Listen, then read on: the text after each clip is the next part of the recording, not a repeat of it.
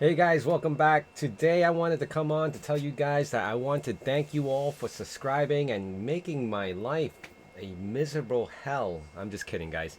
Right now, this is actually my second week starting my new job, and the new job has, been great. It was been awesome. I work from home entirely every day. I don't have to go into any offices. The guys that I manage is actually all over the world. We have a couple guys, I believe, that's going to be under my team in Europe, and I have a few other guys in the United States, like all spread out. So even if I was to go into an office, my guys wouldn't be there anyway. So anyway, what do we do, and what is it that I'm doing every single day while working from home? And a lot of you guys are probably looking for a position that is going to allow you to work from home, whether it's hybrid or go into the office full time, which kind of sucks because now I realize that I'm missing out on so much sleep. I used to wake up at like 6:30, leave the house by 7, get to the office by like 7:30 ish. Because it was pretty close, but not that close because I would just zoom right past everything with my e-bike. And the only reason why I got there so fast was because there's no traffic in the morning. But of course, once we get off around, I was getting off around 3:30. I would get home and it'll take a lot longer because obviously there'll be more kids getting off school and school buses and cars and whatnot. Anyway, again, I want to thank you guys. I want to show you guys really quick what I'm talking about here. Is this video in the last 5 days? You guys, wow! I mean, like it went from 3,400 views over to compared to like all these lower views that I didn't get any traction on, and my sub count just grew like ridiculously. And I'm actually looking at my YouTube studio on my phone. It grew to like wow, 1,206 from where it was. I mean, like a couple of weeks ago, it was just like I just hit 1,000. So it's grown. That this one video grew my channel like 200 plus subs, which like wow, it was amazing. So my point is, I came on here. I wanted to talk about my experience currently with working remote. Now, it definitely allows you more time. It gives you the ability to like, all right, you can stay home, dress down. You don't have to like, get ready as urgently. And it has allowed me or given me more time in between because I don't have to travel now to self-study, new certifications that I've looking to accomplish, especially with the new organization. They're willing to compensate and reimburse all that. So the next one I really wanted to take was, now, by any means, it's up to you, is CEH. I know I've spoken more or less about this in my previous videos and very skeptical about obtaining it. But like I said, if it's available and you don't have to pay for it, why not, right? And actually, the CEH, between the CEH and the Pentest Plus, actually fits my role accordingly. Not my specific duties, but my organization. Because what I'm, or who I'm managing are, which is pretty impressive in my opinion. I got 6 to 7 pen testers that are under my management, and these guys are going all out, blasting away, and doing what they do best, which is wow, right? And I would say at least half of them probably, or if not more of them, have OSCP, which is one of the top certification, or one of the more difficult certifications to obtain. That I know the exam takes up to like 24 hours. At least they give you 24 hours of time, and you have to really just, go at these virtual machines, and you have to write up reports and the whole 9 yards, right? So, having that skill set from my team is wow, it's just amazing. And even though I've been here for this is like going on to this is my second week, and I've learned so much already.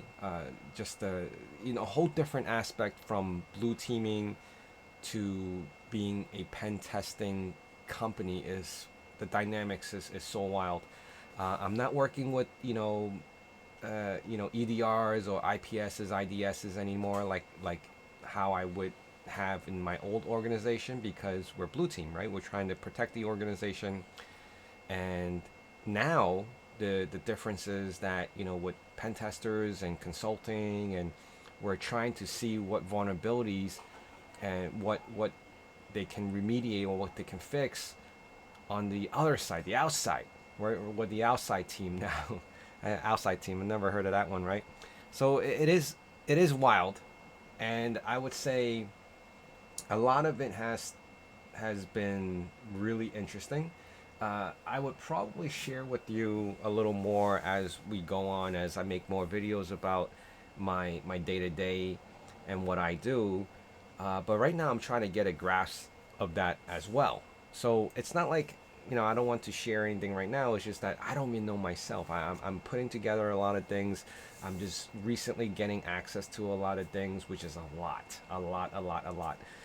Because we're a consulting company, more or less, we deal with a lot of clients, and so we have a lot of information that is not very static. Everything's very dynamic. Every company is different, and we treat everyone differently, um, especially when it comes to doing pen tests, right? Everyone has their own requirements. Everyone has their own differences and what they want to accomplish.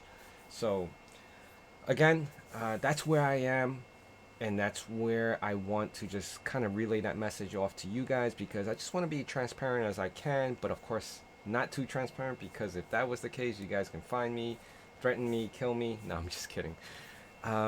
So in good and other good news is that my CISSP has finally gone through, meaning I submitted my I see I lost my train of thought. That term that they use, I had to get, oh shoot, let's see, I forget. I had to get validated or whatever, endorsed. There you go, endorsed. My endorsement came through. I'm all set now. I can use the CISSP next to my name, and that has been, not that it means anything at this point. I guess unless I'm still looking for a job, but I want to help you guys. Just yesterday, I had someone reach out to me, a good friend of mine, longtime friend, and said that, hey, I just got this, this individual that still in school, or kind of just graduated school, no experience. If you looked at the experience, it was, oh, I worked at a makeup school, or I worked at a, random places that had nothing to do with cybersecurity, but they had all these knowledge, and they had all these like certificates and completed certifications. So I was like, I'll see what I can do. Obviously, you, in this industry, you kind of have to know someone, or at least network with someone that knows someone in an organization, that you have some kind of leverage. Now, I wouldn't say leverage, but it's just like, hey, I got this resume. I can vouch for this person, and if you're interested, bring them in for an interview. No harm, no harm.